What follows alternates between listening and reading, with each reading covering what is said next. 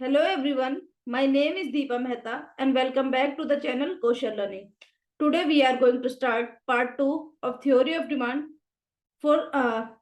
demand for class 11th. In part 1, I studied about the concept of demand, individual and market demand, their schedules and curve and some related concepts. Here one thing must be noted that the entire chapter will be uploaded in 3 parts. Due to the sufficient length of the chapter, I would like to suggest कि हम इस chapter को कितने part में पढ़ेंगे 3 part में. And here the reference book is T.R. Jain and V.K. Hori sir. This chapter is going to cover the concepts of law of demand, assumption of law of demand, exception to the law of demand, then reason for demand curve slopes upward when law of demand fails, extension and contraction of demand, increase and decrease in demand, then movement along the demand curve and shift in demand curve. इन दोनों के बीच में differences क्या है इसको समझेंगे. After that extension of demand and increase of demand, इन दोनों के बीच में क्या समझेंगे, डिफरेंस को समझेंगे. इसके बाद contraction of demand and decrease of demand in demand. Basically इस सब के बारे में हमें क्या करना है, समझना है. ठीक है, ये पार्ट 2 का क्या है, इंटायर रोड मैप होने वाला है जिसमें हमें समझना है. चलो चैप्टर की तरफ मूव करते हैं कि इस पार्ट में हमें क्या क्या पढ़ना है.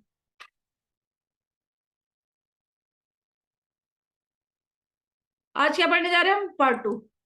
सबसे पहले हमें पढ़ना है लॉ ऑफ डिमांड के बारे में. किसके बारे में पढ़ना है, लॉ ऑफ डिमांड के बारे में, कि लॉ ऑफ डिमांड क्या होता है. देखो, the law of demand states that जो लॉ ऑफ डिमांड है ये क्या करता है, हमें बताता है किसके बारे में. एक मिनट,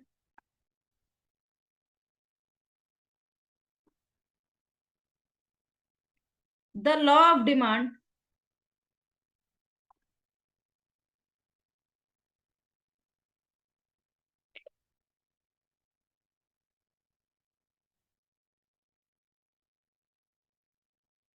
आज हमें क्या पढ़ना है, सबसे पहले law of demand. Law of demand state that, law of demand क्या करता है, बताता है किसके बारे में, अदर थिंग्स बीइंग इक्वल. देखो सबसे पहले इस पूरे पार्ट को समझने के लिए आपके दिमाग में लॉ ऑफ डिमांड बहुत अच्छे से होना चाहिए कि लॉ ऑफ डिमांड किसे बोलते हैं. ठीक है, क्योंकि लॉ ऑफ डिमांड के ऊपर ही बेस्ड है आपका extension of demand, contraction of demand, increase in demand, decrease in demand, इसके बाद इनके क्रॉस प्राइस इलास्टिसिटी, इन सब के बारे में हमें पढ़ना है. लेकिन सबका बेस क्या होगा, लॉ ऑफ डिमांड. ठीक है, तो सबसे पहले हमें लॉ ऑफ डिमांड के बारे में समझना है कि लॉ ऑफ डिमांड क्या होता है.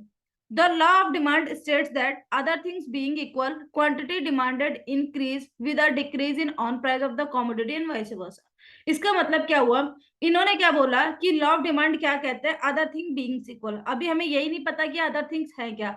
आगे चल के हम इसके बारे में पढ़ेंगे कि अदर थिंग्स कौन सी है जिनको क्या है, सेम रहना चाहिए, कांस्टेंट रहना चाहिए. किस टाइम पे, लॉ ऑफ डिमांड के केस में. अदर थिंग्स बीइंग इक्वल, सारी चीजों के सामान्य रहने पर quantity demanded increase with a decrease in own price. अगर मान लो कि यहाँ पे एक प्रोडक्ट है, सपोज करो कि एक पेंसिल है. ठीक है, एक पेंसिल है, तो इसने बोला अगर सारी चीजें सामान्य रही तो पेंसिल के अगर प्राइस बढ़ेंगे, क्या पेंसिल का अगर प्राइस बढ़ेगा तो इसकी क्वांटिटी क्या हो जाएगी, घट जाएगी. अगर इसका प्राइस क्या होगा, घटेगा, तो क्वांटिटी डिमांडेड क्या हो जाएगी, बढ़ जाएगी. इसका मतलब कैसा रिलेशन है इसके बीच में, प्राइस एंड क्वांटिटी डिमांडेड के बीच में इनवर्स रिलेशन है. कैसा है, इनवर्स रिलेशन. ठीक है, कैसा है, इनवर्स रिलेशन. इनवर्स का मतलब क्या होता है, ऑपोजिट रिलेशन होता है. किस किस के बीच में, प्राइस एंड क्वांटिटी के बीच में. तो लॉ ऑफ डिमांड क्या बताता है, law of demand state that, law of demand इस चीज को बताता है कि बाकी चीजों के सामान्य रहने पर other things being equal, quantity demanded increase with a decrease in own price of the commodity and vice versa. अगर गुड्स के या जिस भी कमोडिटी की हम बात करें उसके प्राइस के घटने पे जो क्वांटिटी डिमांडेड है वो क्या होती है, बढ़ जाती है, जबकि उसके प्राइस बढ़ने पे क्वांटिटी डिमांडेड क्या हो जाती है, घट जाती है. आई होप यहाँ पे समझ में आ गया होगा कि क्या इसके बीच में रिलेशन है या क्या इसकी क्या है डेफिनेशन है. एक बार फिर से याद कर लेते हैं कि पेपर में अगर हमें लिखना है तो हम कैसे लिखेंगे. हम लिखेंगे law of demand states, law of demand हमें बताता है अदर थिंग्स बीइंग इक्वल, बाकी सारी चीजों के सामान्य रहने पर quantity demanded increase with a decrease in own price.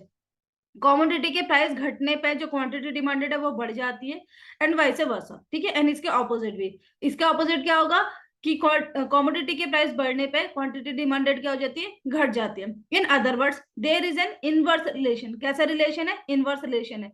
किसके बीच में, क्वांटिटी डिमांडेड एंड प्राइस के बीच में, ठीक है। प्राइस किसका, on price, other things remaining constant, लेकिन बाकी चीजों को क्या रहना पड़ेगा, सामान्य रहना पड़ेगा। अभी हम समझेंगे कि बाकी की सारी चीजें क्या है कहते हैं। The term other things being equal implies that all other determinants of the demand other than own price of the commodity remain constant. इसके पार्ट वन में हमने डिमांड फंक्शन के बारे में पढ़ा था कि डिमांड फंक्शन में क्या क्या चीजें होती हैं, जिसमें मैंने आपको क्या बताया था, 5 बताई थी। किसमें, हमारे इंडिविजुअल डिमांड के केस में। एंड मार्केट डिमांड के केस में कितने थे, 7 डिटर्मिनेंट थे जो उसकी डिमांड को क्या करते हैं, अफेक्ट करते हैं। जिसमें से कुछ क्या थे, प्राइस ऑफ ऑन गुड्स, इसके बाद price of related goods, taste and preference. इस तरीके से मैंने तुम्हें कितने बताए थे, टोटल 5 बताए थे, ठीक है ना, इंडिविजुअल डिमांड के केस में। चलो अभी हम ये क्या पढ़ रहे हैं, अभी हम नॉर्मल डिमांड का कॉन्सेप्ट पढ़ रहे हैं कि क्या है करके। तो इसने क्या बोला कि other things being equal implies that, ये बताता है कि other determinants of the demand other than own price of the commodity remain constant. इसका मतलब आपने इस पूरी डेफिनेशन में देखा कि पूरी डेफिनेशन को 3 पार्ट में डिवाइड करा गया है। कैसे कैसे, सबसे पहले तो इन्होंने बोला कि बाकी चीजों का सामान्य होना बहुत ज्यादा क्या है, जरूरी है। मतलब वो सारे फैक्टर जो डिमांड को अफेक्ट करते हैं प्राइस के अलावा, उन सबको क्या है, कांस्टेंट रहना पड़ेगा। अगर वो फैक्टर कांस्टेंट है तो ये हो गया एक पार्ट। इसके बाद इसने बोला कि जो प्राइस ऑफ ऑन गुड्स है या प्राइस ऑफ ऑन कमोडिटी है, उसके बीच में एंड क्वांटिटी डिमांडेड के बीच में कैसा रिलेशन होगा, नेगेटिव रिलेशन होगा, ठीक है। ये इसका सेकंड पार्ट है। एंड थर्ड पार्ट में इसने बोला कि इनके बीच में रिलेशनशिप कैसी हो जाती है, इनवर्स रिलेशनशिप हो जाती है, ठीक है। तो ये क्या है, लॉ ऑफ डिमांड है पूरा, जो हमें क्या है एग्जाम में लेके आना पड़ेगा। अच्छा, अगर ये हमारे एग्जाम में आता है तो इसके साथ हमें एक टेबल बनाना पड़ेगा और एक क्या बनाना पड़ेगा, एक डायग्राम बनाना पड़ेगा। बहुत सिंपल सा है। सबसे पहले हम समझते हैं कि इसको बोलते क्या है, इसको बोलते हैं डिमांड स्केड्यूल। क्या बोलते हैं, demand schedule. Is it individual और मार्केट, देखो ये क्या है, इंडिविजुअल डिमांड कर्व है। हमें पता है जिस तरीके से हमारा इंडिविजुअल डिमांड कर्व बिहेव करता है, इसी तरीके से हमारा क्या है, मार्केट डिमांड कर्व भी क्या करता है, बिहेव करता है, ठीक है। तो हमें इसमें यहाँ पे बाइफरकेट करने की कोई जरूरत नहीं है। यहाँ पे समझते हैं कि डिमांड स्केड्यूल क्या है। डिमांड स्केड्यूल हमें बताता क्या है, डिमांड स्केड्यूल हमें प्राइस एंड क्वांटिटी डिमांडेड के डिफरेंट डिफरेंट कॉम्बिनेशंस को बताता है, ठीक है। तो प्राइस कितना है 10, क्वांटिटी डिमांडेड कितनी है 50, प्राइस थोड़ा घट के कितना हुआ 8, तो क्वांटिटी डिमांडेड कितनी हो गई 60। मतलब प्राइस क्या हुआ यहाँ पे, कम हुआ, एंड क्वांटिटी डिमांडेड क्या है, यहाँ पे बड़ी है, ठीक है, क्या है, बड़ी है। इसके बाद प्राइस थोड़ा और कम हुआ, कितना हो गया 6, तो क्वांटिटी डिमांडेड कितनी हो गई 17। प्राइस थोड़ा और कम हुआ तो कितना हो गया 4, इसके बाद क्वांटिटी डिमांडेड कितनी हो जाएगी 80। इसके बाद प्राइस थोड़ा और कम हुआ, कितना, 2 रुपए, क्वांटिटी डिमांडेड कितनी हो जाएगी यहाँ पे 90। अब यहाँ पे हर बार हमने ऑब्जर्व करा कि प्राइस हर बार पहली बार से क्या हो रहा है, घट रहा है, जबकि प्राइस क्या हो रहा है, सॉरी क्वांटिटी डिमांडेड क्या हो रही है, हर बार बढ़ रही है। क्या हो रही है, हर बार बढ़ रही है। ये किस चीज को शो करता है, ये लॉ ऑफ डिमांड को शो कर रहा है कि प्राइस के घटने की वजह से क्वांटिटी डिमांडेड क्या होती है, बढ़ती चली जाती है, ठीक है। अगर हम इसको इसका कर्व देखें तो हम किस तरीके से देखेंगे, ये क्या है हमारा वाई एक्सिस है, ये क्या है हमारा एक्स एक्सिस है, ये क्या है एक्स एक्सिस है, एंड ये क्या है वाई एक्सिस पे। आपने ये जो स्केल्स हैं, ये जो मेजर है, ये अपने हिसाब से लेने हैं। जिस तरीके से आप अपने प्राइस को या जिस तरीके से आप अपनी क्वांटिटी डिमांडेड को सेट करोगे एग्जाम में, उस तरीके से आप क्या करोगे, हिसाब से आप क्या लोगे, अपने प्राइसेस लोगे। जैसे यहाँ पे इसने प्राइस कितना लिया, 2 0 2 4 6 8 10, इस तरीके से, ठीक है। अगर तुमने प्राइस किस में लिए, थाउजेंड्स में लिए, तो आप अपना स्केल थाउजेंड्स में बनाना, ठीक है। तो ये कितना हो गया, 0 2 4 6 8 10, यहाँ पे कितना हो गया 50 60 70 80 90। ये इसने हमें क्या है, कर्व में बना के दिखाया। अच्छा, जब प्राइस 10 है उस केस में हमारी क्वांटिटी डिमांडेड कितनी है, ओनली 50। जब प्राइस थोड़ा कम हुआ तो हमारी क्वांटिटी डिमांडेड क्या है, 60 हो गई। फिर जब प्राइस हमारा 6 हुआ, मतलब थोड़ा और कम हुआ, तो क्वांटिटी डिमांडेड और बढ़ गई, कितनी हो गई 70। फिर जब हमारा प्राइस और कम हुआ 4, तो हमारी क्वांटिटी डिमांडेड कितनी हो गई 80। फिर जब हमारा प्राइस कितना हुआ, और कम हुआ 2, तो हमारी क्वांटिटी डिमांडेड कितनी हो गई 90 हो गई। इसका मतलब हुआ कि प्राइस के हर बार घटने पे, प्राइस के हर बार घटने पे क्वांटिटी डिमांडेड क्या है, हर बार बढ़ती चली जा रही है, ठीक है। इसी को क्या बोलते हैं, ये सॉरी किसकी वजह से होता है, लॉ ऑफ डिमांड की वजह से। यहाँ पे आपका जो डिमांड कर्व है वो कैसा है, डाउनवर्ड स्लोपिंग है। कैसा है, डाउनवर्ड स्लोपिंग, मतलब नीचे की तरफ गिरता हुआ, डाउनवर्ड स्लोपिंग है। एंड दूसरा क्या है, डाउनवर्ड स्लोपिंग। एंड इसके अलावा ये क्या है, लेफ्ट टू राइट है। कैसा है, लेफ्ट टू राइट है, ठीक है। ये क्या हो गया, पूरा लॉ ऑफ डिमांड हो गया। एक बार पूरे कॉन्सेप्ट को और रिवाइज कर लेते हैं, क्योंकि आगे के सारे कॉन्सेप्ट क्या है, इसी के ऊपर बेस्ड है। लॉ ऑफ डिमांड ये बताता है कि बाकी चीजों के सामान्य रहने पर क्वांटिटी डिमांडेड इंक्रीज हो जाती है प्राइस के घटने पर, एंड वाइस वर्सा। इनके बीच में कैसा रिलेशनशिप है, नेगेटिव रिलेशनशिप है। लेकिन यहाँ एक चीज हमेशा ध्यान रखोगी, जब बाकी चीजें सामान्य रहेंगी, अगर बाकी चीजें सामान्य नहीं रहेंगी तो यहाँ पे लॉ ऑफ डिमांड क्या हो जाएगा, फेल हो जाएगा आपका, ठीक है।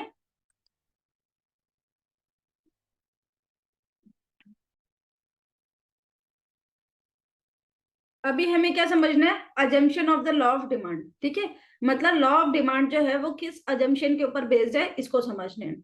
Law of demand holds good, इसने क्या बोला कि लॉ ऑफ डिमांड की जो अजम्पशन है वो क्या है कि other things remain the same. मतलब हम ये मान के चलते हैं कि हम जब भी हम बात करते हैं कि हमारे प्राइस के घटने पे हमारी क्वांटिटी डिमांडेड बढ़ जाती है and vice versa, in that case हमारा मतलब क्या होता है कि बाकी सारी की सारी चीजें क्या है, सामान्य है, ठीक है। Other things remain the same. Here, one thing refer to other factor other than on price of the commodity। यहाँ पे other things का मतलब क्या है, कहता है वो सारी की सारी चीजें सिवाय किसको छोड़ के, ऑन प्राइस को छोड़ के। मतलब ऑन प्राइस एक चीज है एंड रिमेनिंग फैक्टर एक चीज है। मतलब इस पूरे लॉ ऑफ डिमांड को कैसे बांटा गया, यहाँ पे हो गया ऑन प्राइस, ठीक है। ऑन प्राइस की स्टडी आप एक बार में करोगे, अदर थिंग्स की जो स्टडी है वो एक पार्ट पे करोगे। मतलब अगर हमने बोला कि बाकी की चीजें अदर थिंग्स क्या रहे, हमारे सामान्य रहे, तो हमारे ऑन प्राइस के चेंजेस के कारण हमारी क्या होती है, क्वांटिटी डिमांडेड में चेंज आते हैं। ये हमारी क्या है, assumption of law of demand है। कहते हैं thus their other things remain constant means, कहते हैं इसमें अदर थिंग्स का मतलब क्या क्या हुआ, अदर थिंग्स में आता है taste and preferences of the consumer remain constant. मतलब हम ये कह रहे हैं कि अगर हमारा जो प्राइस है किसी कमोडिटी का 10 से घट के क्या हो जाता है, 8 रुपए हो जाता है, तो इस केस में हम क्या कहते हैं, हमारा टेस्ट एंड प्रेफरेंस तब भी सेम है, ठीक है। तो taste and preference is one of the factor, ठीक है, one of the other factor। taste and preferences of the consumer remain constant, after that there is no change in the income of buyer। हम ये मान के चल रहे हैं जो इनकम है बायर की वो भी क्या है, अभी तक कांस्टेंट ही है, ठीक है। इसीलिए प्राइस के चेंज होने से उसे क्या हो रहा है, फर्क पड़ता है। इसके बाद price of the related goods do not change. हम ये मान के चल रहे हैं कि जो हमारे रिलेटेड गुड्स है उनके प्राइस में भी कोई चेंज नहीं आ रहा। इससे पहले हमने समझा था कि हमारे रिलेटेड गुड्स क्या होते हैं। रिलेटेड गुड्स की कैटेगरी में दो गुड्स पढ़ने होते हैं आपको, एक हमें पढ़ना होता है सब्स्टिट्यूट गुड्स और एक पढ़ना होता है हमें कॉम्प्लीमेंट्री गुड्स, ठीक है। इससे फर्स्ट वाले पार्ट में हमने सब्स्टिट्यूट गुड्स क्या होते हैं, कॉम्प्लीमेंट्री गुड्स क्या होते हैं, वो कैसे बिहेव करते हैं, इसके बारे में डिटेल में समझा था। अभी इस वाले पार्ट में हमें फिर से उसके बारे में क्या करना है, एक स्टडी लेना है, एक ब्रीफ लेना है कि क्या है करके, ठीक है। Consumer do not expect any significant change in the availability of commodity in the near future. And consumer ये एक्सपेक्ट करके चलता है कि आने वाले फ्यूचर में कोई भी सिग्निफिकेंट चेंज हमारा नहीं आने वाला in the availability of the commodity. इसका मतलब क्या हुआ, इसका मतलब कुछ ऐसे हुआ कि मान लो जिस चीज का भी आप कंजम्पशन करते हो, नियर फ्यूचर में ऐसा नहीं है कि उसकी जो डिमांड या सप्लाई है उसमें कुछ क्या है, चेंज आने वाला है। क्योंकि समटाइम डिमांड एंड सप्लाई में चेंज आने के कारण भी आपकी क्या होती है, जो लॉ ऑफ डिमांड होता है वो क्या है, वर्क नहीं करता है, ठीक है। तो assumption of law of demand क्या कहता है, law of demand holds good जब बाकी चीजों के सामान्य रहने पर। यहाँ पे बाकी चीजों का मतलब क्या हो गया, ऑन प्राइस को छोड़ के बाकी सारी चीजें, ठीक है। तो इसने यहाँ पे क्या बोला कि जो चीजें हैं, मतलब जो हमारी अदर थिंग्स हैं, उसमें आता क्या क्या है, सबसे पहला टेस्ट एंड प्रेफरेंस आता है, किसका, कंज्यूमर का। इसके बाद हम कहते हैं कि इनकम में कोई चेंज नहीं होगा। थर्ड पॉइंट में हम कहते हैं कि रिलेटेड गुड्स के केस में कोई चेंज नहीं होगा। और लास्ट में हमने बोला कि कंज्यूमर कोई भी सिग्निफिकेंट चेंज को एक्सपेक्ट नहीं कर रहा है इन फ्यूचर में। अगर ये चारों चीजें आपकी कांस्टेंट हैं तो इसका मतलब हम बोलेंगे law of demand holds good, ठीक है। तो ये चीज हो गई। अभी assumption of law of demand को हम क्यों समझ रहे हैं, देखो समटाइम तुम्हारे एग्जाम में 3 नंबर का या 4 नंबर का क्वेश्चन एज इट इज आता है कि assumption of law of demand क्या क्या चीजें होनी चाहिए, ठीक है। तो उस केस में आप क्या करोगे, इस आंसर को एज इट इज लिख के आओगे कि assumption of law of demand इस चीज को बोलते हैं, ठीक है। जब बाकी चीजों के सामान्य रहने पर क्या होती है, प्राइस में चेंज आते हैं, किस सॉरी क्वांटिटी डिमांडेड में चेंज आते हैं because of change in own price. In that case आपको ये वाला आंसर लिखना है, ठीक है। जिसमें हमें क्या करना है, 4 पॉइंट्स कवर करने हैं। एक बार फिर से रिवाइज कर लेते हैं। Taste and preferences, there is no change in income, after that price of related goods and there is no significant change in the near future. ये क्या है, 4 पॉइंट्स है जो हमें कवर करने हैं। इसके बाद हमें क्वेश्चन इस फॉर्म में आता है कि why more of a good is purchased when it's price fall, और why does demand curve slopes downward, ठीक है। डिमांड करके स्लोप डाउनवर्ड होने का, या फिर इसने बोला कि जो हमारे गुड्स हैं क्यों ज्यादा खरीदा जाता है जब इसका प्राइस क्या होता है, फॉल होता है। इन दैट केस हमें क्या करना है, हमें इसमें 5 पॉइंट को मेंशन करना है कि किस किस केस में ऐसा होता है। जैसे मान लो कि तुम लोग मार्केट जाते हो, आप किसी गुड्स को खरीदने के लिए खड़े हुए हो। लेट सपोज कि आपको एक पेन खरीदना है। अगर मान लो कि आपने शॉपकीपर से पेन का प्राइस पूछा, उन्होंने बोला कि 20 रुपीज, तो आप बोलोगे एक पेन दे दो। अगर उन्होंने बोला कि एक काम करो आप 30 रुपए दो और 2 पेन खरीद लो, इन दैट केस आप उस पेन को खरीदोगे या नहीं खरीदोगे, तो ऑब्वियस है कि हम उस पेन को क्या करते हैं, खरीद लेते हैं। क्योंकि एक ह्यूमन टेंडेंसी होती है कि जैसे जैसे मेरा प्राइस नीचे आएगा हम क्वांटिटी डिमांडेड को क्या है, बढ़ाते चले जाएंगे। क्या हम इनफाइनाइट तक बढ़ा सकते हैं, नहीं। इनफाइनाइट तक आपका प्राइस भी डिक्रीज नहीं होगा, इनफाइनाइट तक आपकी क्या है क्वांटिटी डिमांडेड भी नहीं बढ़ेगी। इस चीज को समझते हैं कि ऐसा क्यों होता है करके, ठीक है। तो हमारा पॉइंट क्या है, हमें ये समझना है कि हमारा जो डिमांड कर्व है वो डाउनवर्ड स्लोपिंग क्यों होता है। आपके एग्जाम के पॉइंट ऑफ व्यू से ये वाला क्वेश्चन मल्टीपल टाइम आपके क्या है पेपर में आता है, तो समझना है कि क्या है करके। Downward slope of demand curve indicate, downward का मतलब क्या होता है, नीचे की तरफ को, ठीक है। अभी हमने पार्ट 1 में समझा था कि हमारा डाउनवर्ड स्लोप क्यों होता है। तो हम सॉरी हमारी जो कर्व होती है, ये शेप होती है किसकी, डिमांड कर्व की, वो कुछ इस तरीके की होती है, इस तरीके की, ऐसी क्यों होती है, मतलब कुछ ऐसी होती है ये डाउनवर्ड स्लोपिंग। कैसी होती है, downward sloping, downward sloping. And इसके अलावा क्या होता है, इसके अलावा होती है left to right, left to right. Downward देखा ऐसे नीचे की तरफ को आ रहा है, एंड लेफ्ट टू राइट, ये लेफ्ट है ये राइट है, इस तरीके से लेफ्ट टू राइट आ रहा है ये, ठीक है।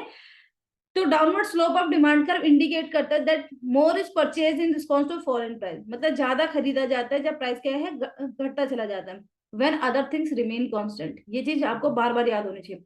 Thus there is an inverse relationship, कैसे रिलेशनशिप है, इनवर्स रिलेशनशिप है between on price and quantity demanded. This may be explained in terms of the following factor. ऐसा क्यों होता है कि हम क्या है किसी गुड्स को प्राइस कम होने पर ज्यादा खरीद लेते हैं। देखो ये चीज तुम लोगों ने हमेशा क्या करी होगी, फील करी होगी, लेकिन ऑब्जर्व कभी नहीं करी। तो अब हम क्या करेंगे, इन 5 पॉइंट्स को कवर करेंगे, एंड आपको क्या करना है अपनी प्रैक्टिकल लाइफ में अप्लाई करके देखना है।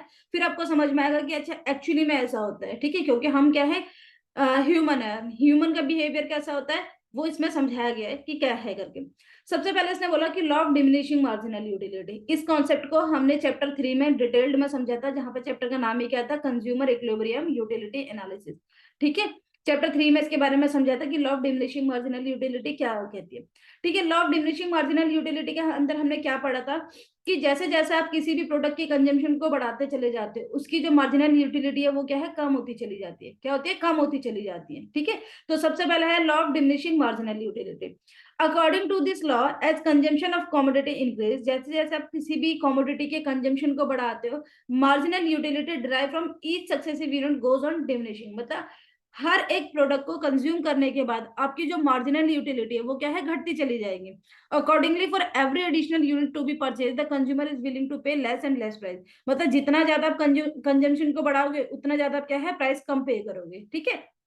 अगर आप क्या है, देखो बीइंग अ ह्यूमन, अगर मान लो कि तुम्हें किसी चीज को कंज्यूम करके सेटिस्फेक्शन कम मिल रहा है, तो क्या आप उसके लिए प्राइस ज्यादा थोड़ी पे करोगे, प्राइस क्या करोगे, आप उसके लिए प्राइस भी क्या करोगे, घटा दोगे। तो यहाँ पे सबसे पहला हमारा क्या है, law of diminishing marginal utility. Law of diminishing marginal utility को समझने के लिए चैप्टर 3 को हमें क्या है पढ़ना पड़ेगा कि चैप्टर 3 में क्या था करके। उसके अंदर बहुत डिटेल्ड मैनर में समझाया गया है कि मार्जिनल यूटिलिटी क्या होती है, इसका कर्व कैसा होता है, किस तरीके से बिहेव करती है, किस केस में हम इसे चेंज कर सकते हैं, इन सब के बारे में। तो पहला कारण जो डिमांड कर्व को डाउनवर्ड स्लोपिंग बनाता है क्या है, law of diminishing marginal utility. इसके बाद नेक्स्ट क्या है, इनकम इफेक्ट। नेक्स्ट क्या है, इनकम इफेक्ट। इसको समझते हैं कि क्या है। Income effect refers to the effect on quantity demanded when real income of the buyer changes owing to the change in price of the commodity. With a fall in price, real income increases. Accordingly, demand for the commodity expands. इसका मतलब क्या हुआ, income effect में इन्होंने क्या बताया, इन्होंने बोला कि इनकम इफेक्ट का मतलब होता है effect on quantity demanded when real income of the buyer changes owing to the change in price of the commodity. जैसे इसने बोला कि with a fall in price, price के घटने के कारण जो रियल इनकम होती है वो बढ़ती चली जाती है, ठीक है। देखो एक छोटी सी चीज समझो, मान लो कि कोई चीज है, ठीक है, जो पहले क्या है 100 रुपीज में कितने आ रहे थे, 100 पीसेस आ रहे थे। अब क्या हुआ, इसका प्राइस घट गया, ठीक है, इसका प्राइस घट के कितना हो गया, लेट सपोज की 90 हो गया। तो अब तुम 90 रुपीज में क्या कर रहे हो, 100 पीसेस खरीद रहे हो। आपकी यहाँ पे एक चीज आपने ऑब्जर्व करी कि यहाँ पे आपकी क्वांटिटी डिमांडेड अभी भी सेम है, लेकिन आपका जो प्राइस है वो घटने के कारण आपकी रियल इनकम क्या है, बाय डिफॉल्ट बढ़ जाएगी। क्या होगी, रियल इनकम बाय डिफॉल्ट बढ़ जाएगी, ठीक है ना। जैसे मान लो कि आपके पास जो आपकी टोटल इनकम है वो कितनी है, 3000 है। तो पहले आपके पास 3000 में से 100 रुपीज खर्च करने के बाद कितना बचा, 2900 बचा। लेकिन अब आपके 3000 में से जब आपने 90 रुपीज खर्च करा तो आपका कितना बचा, 2190 बचा, सॉरी 2910 बचा, 2910 बचा। इन दैट केस आपने देखा आपकी रियल इनकम जो है वो 10 रुपए से बढ़ चुकी है, ठीक है। तो इनकम इफेक्ट की वजह से भी क्या होता है, हमारा जो डिमांड कर्व होता है, सॉरी हाँ डिमांड कर्व होता है वो कैसा होता है, डाउनवर्ड स्लोपिंग होता है, ठीक है। With a fall in price real income क्या होती है, इंक्रीज होती है, accordingly demand for the commodity expand, demand क्या होती है, सॉरी अपने आप ही क्या हो जाती है, एक्सपेंड हो जाती है। पहले आप क्या कर रहे थे, 100 रुपए में 100 पीसेस खरीद रहे थे, बट आप क्या कर रहे हो, 90 रुपए में 100 पीसेस खरीद रहे हो। तो ये क्या है, हमारी इनकम इफेक्ट है, जो हमारी डिमांड कर्व को डाउनवर्ड स्लोपिंग बनाता है। इसके बाद है substitution effect. Substitution effect refers to the substitution of one commodity for the other when it becomes relatively cheaper. Thus, when on price of commodity X falls, it becomes cheaper in relation to the commodity Y. Accordingly, X is substituted for Y. It is expansion of demand due to the substitution effect. अभी हम एक बार substitution effect को detail में फिर से समझते हैं कि सब्स्टिट्यूशन इफेक्ट क्या होता है। देखो सब्स्टिट्यूशन इफेक्ट के केस में क्या होता है, मान लो कि एक प्रोडक्ट है पेप्सी, ठीक है, चलो पेप्सी का नहीं लेते, मेनी टाइम हम क्या है पेप्सी का एग्जांपल ले चुका, हम यहाँ पे एक एग्जांपल लेते हैं डोमिनोज का, ठीक है, एंड इसके बाद हम क्या लेते हैं यहाँ पे पिज्जा हट का, ठीक है। दोनों क्या है, सेम ब्रांड है, सेम सेटिस्फेक्शन लेवल प्रोवाइड करते हैं, ऑलमोस्ट इनकी प्राइसिंग भी क्या है, सेम है। एंड दोनों के अगर देखोगे तो टेस्ट में भी मोर और लेस कोई चेंज है नहीं। तो हम ये गुड्स क्या है हमारे लिए, सब्स्टिट्यूशन इफेक्ट है, ठीक है। अगर कभी भी इस तरीके से है, आपको एक पिज्जा ऑर्डर करना है, आपके पास डोमिनोज अवेलेबल नहीं है, तो क्या पिज्जा हट का ऑर्डर नहीं करते, कर लेते हैं इजीली, ठीक है। तो ये क्या है, सब्स्टिट्यूटेड गुड्स है। सब्स्टिट्यूट गुड्स के केस में होता है क्या है, ध्यान से समझना है। मान लो कि डोमिनोज के पिज्जा के प्राइसेस बढ़ गए, डोमिनोज के पिज्जा के क्या है, प्राइसेस बढ़ गए। इसके प्राइस बढ़ने के कारण इसकी क्वांटिटी डिमांडेड क्या है, कम होगी। तो इसकी क्वांटिटी शिफ्ट कहाँ होगी, यहाँ पे शिफ्ट होगी पिज्जा हट की तरफ, यहाँ पे क्या हो जाएगी, इसकी क्वांटिटी शिफ्ट हो जाएगी। जो ये वाले कंज्यूमर है, इसके बढ़े हुए प्राइस के कारण क्या करेंगे, यहाँ पे अपनी क्वांटिटी डिमांड कम कर देंगे, लेकिन यहाँ पे अपनी बढ़ा देंगे, क्योंकि इसके प्राइस तो अभी भी चेंज नहीं हुए, तो इसकी क्वांटिटी डिमांडेड क्या हो जाएगी, बढ़ जाएगी। तो इसको बोलते हैं सब्स्टिट्यूशन इफेक्ट। जब एक कमोडिटी के मतलब एक कमोडिटी के प्राइस बढ़ने के कारण दूसरे की डिमांड बढ़ जाए, तो दिस इज सब्स्टिट्यूशन इफेक्ट, ठीक है। जिसके कारण भी हमारा क्या होता है, डिमांड कर्व क्या होता है, डाउनवर्ड स्लोपिंग होता है। तो यहाँ पे इसने क्या समझाया कि सब्स्टिट्यूशन इफेक्ट का मतलब होता है substitution of one commodity to the other when it becomes relatively cheaper, ठीक है। तो ये क्या है, यहाँ पे रिलेटिवली चीपर ही तो हो गई। जैसे मान लो कि यहाँ पे प्राइस पहले इसकी पिज्जा का कितना था, 150 था, इसका भी कितना था, 150 था, अब इसका प्राइस बढ़ के 180 हो गया, लेकिन ये तो अभी भी 150 है ना, तो ये क्या हो गया, चीपर प्राइस हो गया। तो thus when on price of the commodity X falls, it becomes cheaper in relation to the commodity Y, ठीक है। इसे क्या बोलते हैं, सब्स्टिट्यूशन इफेक्ट बोलते हैं। नेक्स्ट हम समझेंगे कि size of consumer group. When price of a commodity falls, many more buyers can afford to buy it. जैसे एक छोटी सी चीज समझते हैं कि मान लो एक कार है, ठीक है, एक कार है, कौन सी, स्विफ्ट, ठीक है। मान लो कि आज की डेट में इसकी जो प्राइस है वो 8 लाख रुपीज है, कितना है, 8 लाख, ठीक है। अब मान लो कि हमारा ईयर एंड है, ईयर एंड में कंपनी ने क्या करा, एक पॉलिसी निकाल दी कि हम 8 लाख की इसकी कार पे क्या कर रहे हैं, 25% का डिस्काउंट देके अब ये कार कितनी है, 6 लाख की है। तो पहले जो कंज्यूमर इसके इस प्राइस में नहीं खरीद पा रहे थे, वो क्या करेंगे, यहाँ पे अपने डिमांड को क्या करेंगे, रेस कर देंगे, यहाँ पे क्या करेंगे, अपने डिमांड को रेस करेंगे। तो size of consumer group, when price of commodity falls, many more buyer can afford to it. Accordingly, जो डिमांड ऑफ कमोडिटी है वो क्या हो जाती है, एक्सपेंड हो जाते हैं, बढ़ जाते हैं, जिसके कारण हमारा क्या होता है, डाउनवर्ड स्लोपिंग डिमांड कर्व होता है। डिमांड के एक्सपेंशन से प्राइस घटता है, एंड प्राइस के घटना, डिमांड का बढ़ना ही हमारी डाउनवर्ड स्लोपिंग बनाते हैं, किसको, डिमांड कर्व को। इसके बाद हमने समझा कि डिफरेंट यूसेस, इसके बाद क्या है, डिफरेंट यूसेस। डिफरेंट यूसेस में हमें क्या पढ़ना है, अ गुड में हैव सेवरल यूसेस। इसने बोला किसी भी गुड के क्या है, बहुत सारे यूसेस होते हैं। Milk for example is used for making curd, cheese and butter. If price of milk reduces, it will put to use different uses. Accordingly, demand for milk expands. इसने क्या बोला, वो सारे के सारे गुड्स जिनके मल्टीपल यूसेस होते हैं, इन दैट केस अगर उसमें थोड़ा भी प्राइस में चेंज आता है ना, तो उससे के जो कंज्यूमर है वो क्या करते हैं, एकदम से अपनी डिमांड को बढ़ा देते हैं, जिसकी वजह से भी हमारी क्या होती है, डिमांड एक्सपेंड हो जाती है। डिमांड के एक्सपेंशन के कारण हमारी क्या होती है, जो डाउन डिमांड कर्व होता है वो क्या होता है, डाउनवर्ड स्लोपिंग हो जाता है। एक बार फिर से पूरे उसकी डिटेल को समझ लेते हैं कि हम पढ़ने क्या जा रहे थे। हम ये पढ़ने जा रहे थे कि हमारा जो डिमांड कर्व होता है वो डाउनवर्ड स्लोपिंग क्यों होता है। इसमें हमने ये देखा था कि डिमांड के डाउनवर्ड स्लोपिंग होते समय हमारा लॉ ऑफ डिमांड पूरी तरीके से काम करता है, जिसमें हमने 5 तरीके पढ़े थे। सबसे पहले मार्जिनल यूटिलिटी का कॉन्सेप्ट पढ़ा था, फिर हमने पढ़ा था इनकम इफेक्ट, फिर पढ़ा सब्स्टिट्यूशन इफेक्ट, फिर पढ़ा size of consumer group, then different usage, ठीक है। अगर एग्जाम में आता है तो ये क्या है, लॉन्ग क्वेश्चन में आएगा, और लॉन्ग क्वेश्चन के हिसाब से आपके लिए आंसर क्या है, मोर देन सफिशिएंट है, ठीक है। तो ये हुआ। अब हमें नेक्स्ट पढ़ना है exception to the law of demand, ठीक है। काफी इंटरेस्टिंग सा टॉपिक है कि क्या क्या हमारे एक्सेप्शन है, कहाँ कहाँ पे हमारी लॉ ऑफ डिमांड क्या हो जाती है, फेल हो जाती है। अभी तक हमने क्या समझा था कि लॉ ऑफ डिमांड क्या है, लॉ ऑफ डिमांड का मतलब क्या होता है, अदर थिंग्स रिमेन कांस्टेंट, बाकी चीजों के सामान्य रहने पर अगर हमारे price of on goods increase होता है तो उसकी क्वांटिटी डिमांडेड घट जाती है एंड वाइस वर्सा। अभी तक तो हमने ये पढ़ा।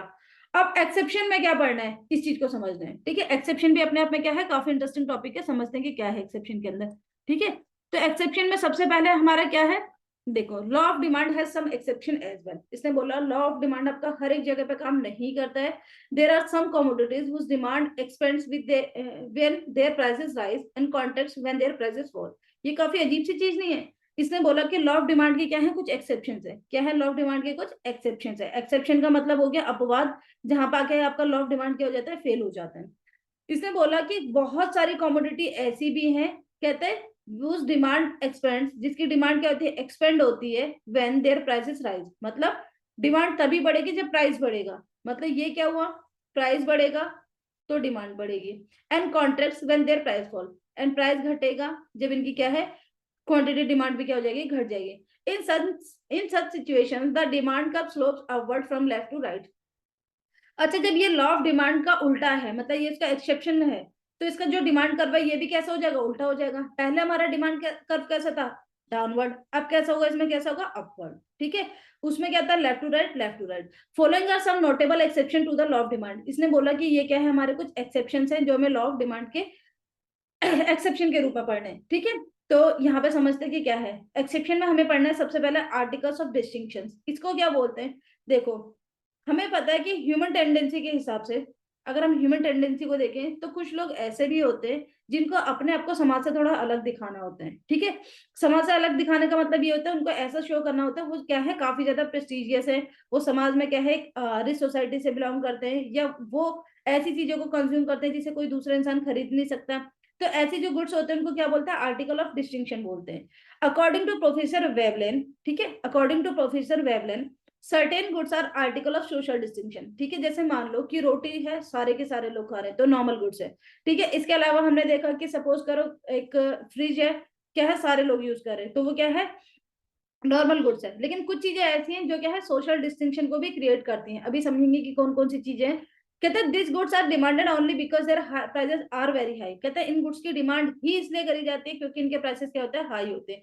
अगर मान लो कि इनके प्राइसेस को घटा देती है कंपनी, तो जो कंज्यूमर है, जो बायर है, वो क्या करते हैं, इनके डिमांड को बंद कर देते हैं। क्यों, क्योंकि उनको ऐसा लगता है कि ये जो गुड्स है सोशल डिस्टिंक्शन से कहाँ पे शिफ्ट हो चुकी है, नॉर्मल गुड्स में। एंड जब नॉर्मल गुड्स में वो शिफ्ट होती है तो उनकी एक टेंडेंसी होती है कि नहीं ये क्या है, सोशल डिस्टिंक्शन क्रिएट नहीं कर पा रही, तो हम इस चीज को क्या करेंगे, कंज्यूम नहीं करेंगे। ठीक है, तो अकॉर्डिंग आर्टिकल ऑफ डिस्टिंक्शन क्या बोलता है according to professor Veblen. Professor Veblen ने इस थ्योरी को दिया था, certain goods are article of social distinction, these goods are demanded only because their prices are very high. If their prices high sorry fall, they will no longer be considered as article of distinction. अभी हमने समझा था, and their demand will shrink, और इनकी demand भी कैसे हो जाएगी, श्रिंक हो जाएगी, सिकुड़ जाएगी।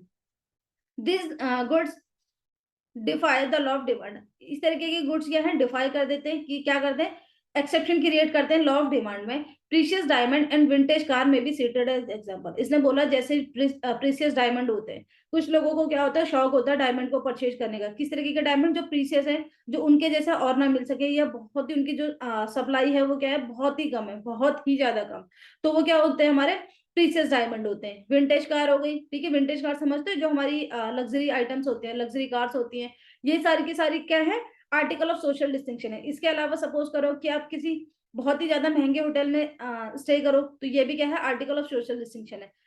कई लोग क्या करते हैं, जितना ज्यादा महंगा होटल होगा उतना ज्यादा उसमें क्या करते हैं, रहना प्रेफर करते हैं, जिससे कि वो लोग क्या है, समाज से थोड़ा अलग दिखाई दें, या सोशल डिस्टिंक्शन को क्या कर पाए, क्रिएट कर पाए।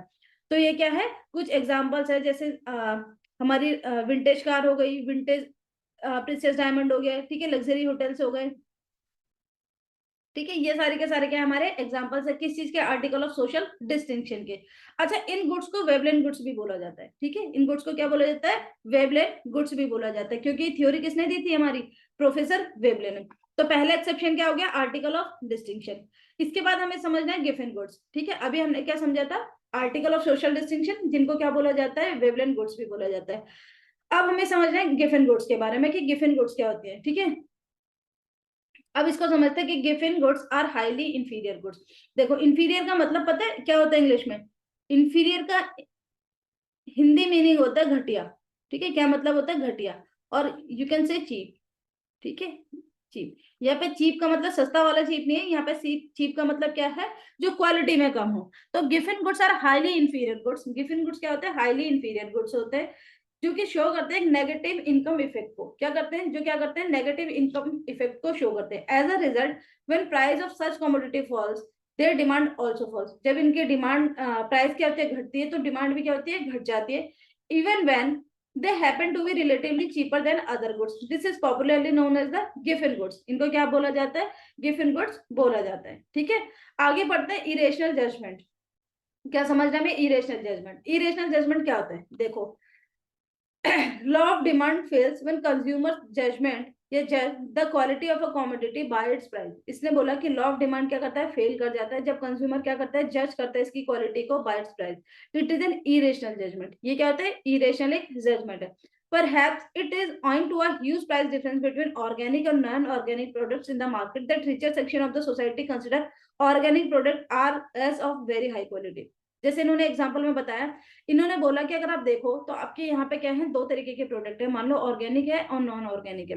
नॉन ऑर्गेनिक जो प्रोडक्ट होता है वो यूजुअली ऐसा माना जाता है कि मशीन से बनाए जाते हैं, जबकि जो हमारे ऑर्गेनिक प्रोडक्ट्स होते हैं वो कैसे होते हैं, हैंडमेड होते हैं। जैसे छोटी सी चीज समझते हैं, मान लो कि दो चीजें होती हैं, आपको क्या है, एक ऑरेंज है, ठीक है, ऑरेंज है।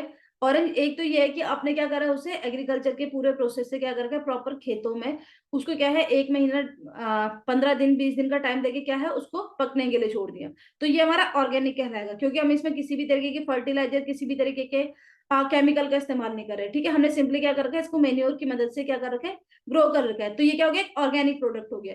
इसी की जगह अगर हम एक ऑरेंज की खेती करें, जहां पे हम क्या कर रहे हैं, फर्टिलाइजर का इस्तेमाल कर रहे हैं, केमिकल का इस्तेमाल करके इसको बहुत कम समय में क्या कर रहे हैं, ग्रो कर दे रहे हैं, तो ये क्या हो जाता है, हमारा नॉन ऑर्गेनिक प्रोडक्ट हो जाता है।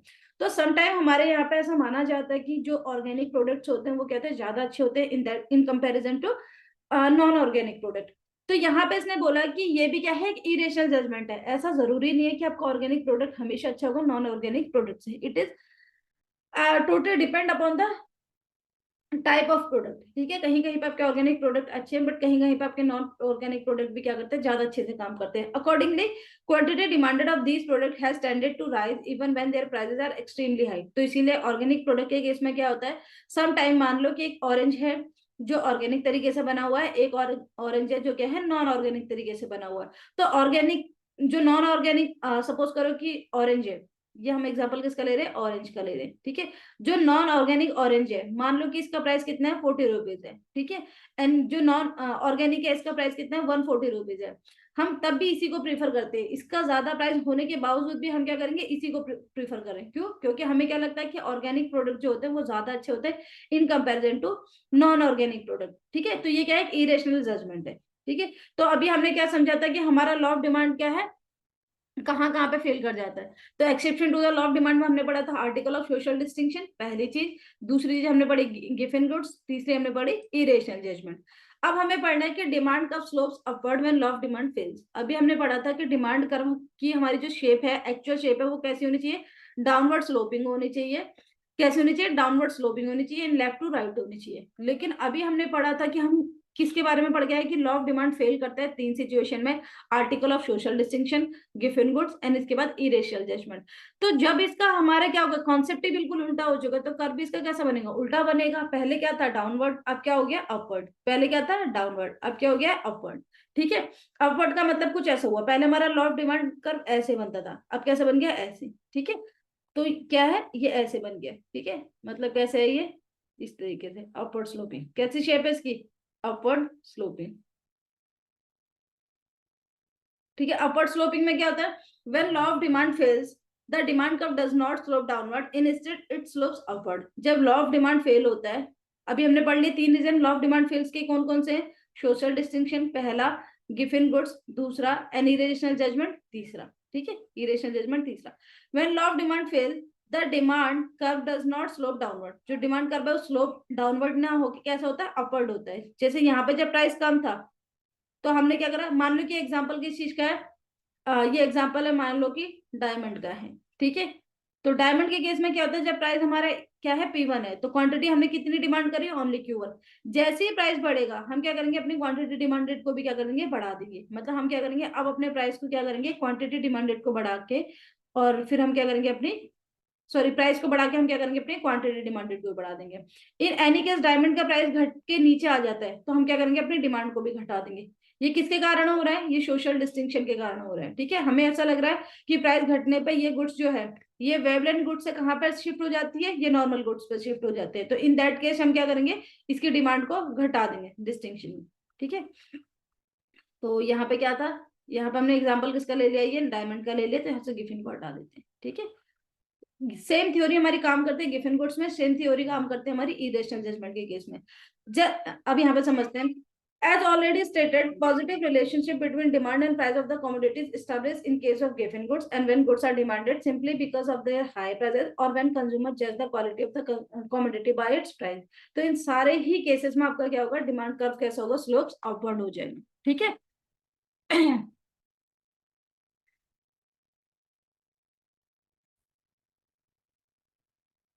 अभी हमें क्या पढ़ना है, change in quantity demanded and change in demand. ठीक है, हमारा टॉपिक क्या है, चेंज इन क्वांटिटी डिमांडेड और चेंज इन डिमांड, या फिर हम इस टॉपिक को इस तरीके से भी बोल सकते हैं, movement along a demand curve and shift in demand curve. अभी हमें समझना है कि हमारी जो डिमांड कर्व है वो किस तरीके से शिफ्ट होता है। पहले हमें ये याद होना चाहिए कि हमारी जो डिमांड कर्व है उसका नेचर कैसा होता है, या फिर उसकी जो बेसिकली शेप है वो कैसी होती है। तो अभी तक हमने क्या पढ़ा कि हमारी जो शेप है किसकी, डिमांड कर्व की, वो कैसी होती है, डाउनवर्ड स्लोपिंग होती है एंड लेफ्ट टू राइट होती है। लेकिन फिर हमने इसके क्या पढ़े थे, कुछ एक्सेप्शन भी पढ़े थे। एक्सेप्शन में हमने देखा था कि हमारे एक्सेप्शन के केस में हमारा जो डिमांड कर्व होता है वो कैसा होता है, अपवर्ड स्लोपिंग होता है। ठीक है, अभी हमें क्या पढ़ना है, change in quantity demanded and change in demand, या फिर हम इसको ऐसे भी बोल सकते हैं, movement along a demand curve and shift in demand curve. क्या है यहाँ पे, change in quantity demanded refers to increase और decrease in quantity purchased of a commodity in response to decrease और increase in its own price, other things remaining constant. मतलब ये क्या है, पूरा लॉ ऑफ डिमांड है। क्या है, ये पूरा लॉ ऑफ डिमांड है। ठीक है, लॉ ऑफ डिमांड क्या बोलता है, ये क्या है, लॉ ऑफ डिमांड है। देखो, लॉ ऑफ डिमांड हमारा क्या कहता है, कहते हैं जब बाकी सारी चीजें क्या रहे, law of demand, law of demand हमारा क्या कहते हैं कि जब बाकी सारी चीजें सेम रहे, मतलब जितनी भी हमारे रिलेटेड जो टर्म्स है उनके सेम रहने पे अगर हमारी कमोडिटी का प्राइस चेंज होगा तो उसके चेंज होने से क्या होगी, हमारी क्वांटिटी डिमांडेड भी चेंज होती है। ये हमारी लॉ ऑफ डिमांड था। तो change in quantity demanded refers to increase और डिक्रीज इन क्वांटिटी परचेज। क्या बोला इसने, क्वांटिटी डिमांडेड में चेंज का मतलब क्या होता है, या तो क्वांटिटी जो हम परचेज करें उसमें इंक्रीमेंट आएगा या फिर क्या होगा, डिक्रीज हो जाएगा in response to the decrease or increase in its own price. Other things remain constant. It is expressed through movement along the demand curve. कहते हैं इसे एक्सप्रेस कैसे करा जाता है, इसे एक्सप्रेस करा जाता है through along demand curve. Change in demand, on the other hand, refers to increase or decrease in the quantity demanded of a commodity in response to the change in other determinants of demand other than price of the same commodity. देखो, उस पूरे concept में दो चीजें हैं। ठीक है, एक तो हमारा क्या हो रहा है, चेंज इन क्वांटिटी डिमांडेड, मतलब किस में आ रहा है, चेंज इन क्वांटिटी डिमांडेड। क्या है, चेंज इन क्वांटिटी डिमांडेड। ये किसकी वजह से चेंज आ रहा है, अगर ये चेंज आए किसकी वजह से, एक तो इसमें चेंज आता है किसके, खुद के प्राइस के, प्रोडक्ट के खुद के प्राइस के चेंज होने से, और एक आता है कि खुद के प्राइस में कोई चेंज नहीं हो रहा लेकिन जो हमारे रिलेटेड कमोडिटी है उसकी वजह से चेंज आ रहा है। अब हम इन सारी कंडीशंस को वन बाय वन समझेंगे। ठीक है, एक दो सिचुएशन यहाँ पे बनती है जब आपका खुद का प्राइस, मतलब कमोडिटी का खुद का प्राइस चेंज हो जाता है। ठीक है, जिसको हम क्या बोलते हैं, इंक्रीज डिक्रीज। और एक दूसरी कंडीशन होती है जहां पे खुद का प्राइस चेंज ना होके क्या हो जाता है, अदर कमोडिटीज के प्राइस या फिर उसके रिलेटेड जितने भी कॉन्सेप्ट होते हैं उनके प्राइसेस में चेंज आता है। ठीक है, it is express flow shift in demand का, forward shift and backward shift. इसको क्या बोलता है, शिफ्ट इन डिमांड का, increase in demand and decrease in demand, and second one is shift in demand. ठीक है, अभी हम वन बाय वन सारी सिचुएशन को समझेंगे, इसके बाद आप लोगों को क्या होगा, डिफरेंशिएट हो जाएगा। सबसे पहला कॉन्सेप्ट है movement along a demand curve और चेंज इन क्वांटिटी डिमांडेड। पहला किस चीज का है, मूवमेंट। ठीक है, पहला किस चीज का है, मूवमेंट का।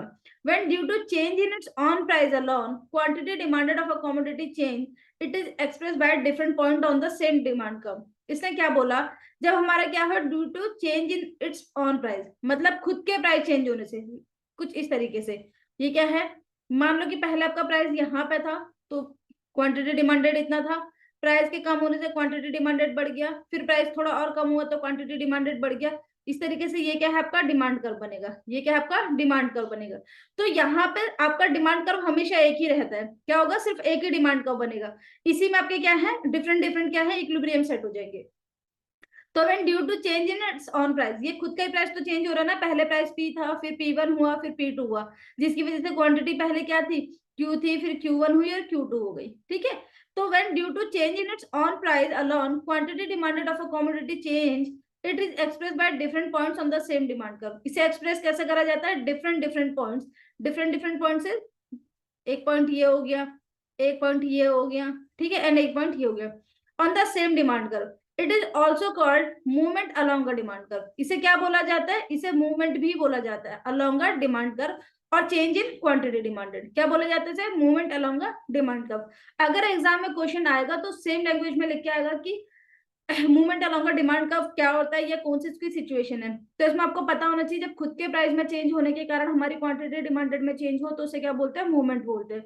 Increase in quantity demanded of a commodity due to fall on price is called extension of demand, and decrease in quantity demanded due to rise in its, here is in its on price is called the contraction of demand। अब यहाँ पे दो word हैं, क्या क्या, एक extension of demand and एक क्या है contraction of demand. Extension of demand कब होगा, देखो ध्यान से समझना। एक केस बनता है एक्सटेंशन का, ठीक है, एक्सटेंशन का मतलब ही क्या होता है, विस्तार होना, ठीक है, एक्सटेंशन का हिंदी मतलब क्या होता है, विस्तार होना या फिर बढ़ना, ठीक है। एक होता है कॉन्ट्रेक्शन, कॉन्ट्रैक्शन, कॉन्ट्रैक्शन का मतलब क्या होता है, सिकुड़ना, या इसे बोलते हैं संकुचन, ठीक है, सिकुड़ना या फिर से क्या बोलते हैं, संकुचन।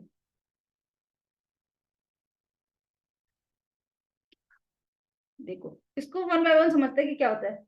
एक्सटेंशन ऑफ डिमांड कब होता है, एक्सटेंशन ऑफ डिमांड होगा जब आपका प्राइस क्या होगा, एक्सटेंशन ऑफ डिमांड क्या होगा जब आपका प्राइस क्या होगा, बढ़ेगा, ठीक है, सॉरी घटेगा। जब आपका प्राइस क्या होगा, कम होगा, तो आपकी डिमांड क्या हो जाएगी, बढ़ जाएगी। इसी को क्या बोलते हैं, extension of demand. Contraction of demand क्या होता है, जब आपका प्राइस क्या होता है, कम हो जाता है, सॉरी बढ़ जाता है, तो आपकी डिमांड क्या हो जाती है, कम हो जाती है, इसे बोलते हैं कॉन्ट्रेक्शन ऑफ डिमांड। ये दोनों के दोनों हमेशा सेम डिमांड कर्व पे ही बनाए जाते हैं। क्या इनकी शेप में कोई चेंज है, नहीं, इसकी शेप में कोई चेंज नहीं है, सिर्फ इसको देखने का पर्सपेक्टिव अलग है, ठीक है। तो increase in quantity demanded of a commodity due to fall in its own price is called extension of demand. Price के घटने के कारण जब हमारी क्वांटिटी डिमांडेड बढ़ जाती है तो इसे एक्सटेंशन ऑफ डिमांड बोलते हैं। प्राइस के बढ़ने के कारण जब हमारी क्वांटिटी डिमांडेड घट जाती है तो इसे कॉन्ट्रेक्शन ऑफ डिमांड बोलते हैं, ठीक है। दोनों में डिफरेंस समझ में आया होगा। अभी आगे हम समझते हैं कि शिफ्ट इन डिमांड कर्व और चेंज इन डिमांड, ठीक है। इन दिस केस,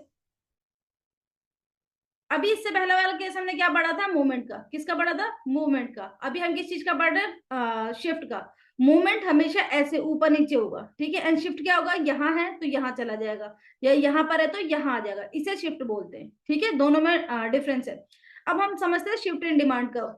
कहते हैं इन this case the entire demand curve shifts either upward or downward. इस केस में आपका क्या होगा, सपोज करो ये आपका एक्सिस है, आपका ये क्या है, पहले डिमांड कर्व था, फिर किसी भी चेंजेस की वजह से आपका डिमांड कर्व ये हो सकता है या फिर ये अंदर की तरफ भी शिफ्ट हो सकता है, ठीक है, इसको बोलते हैं शिफ्ट होना।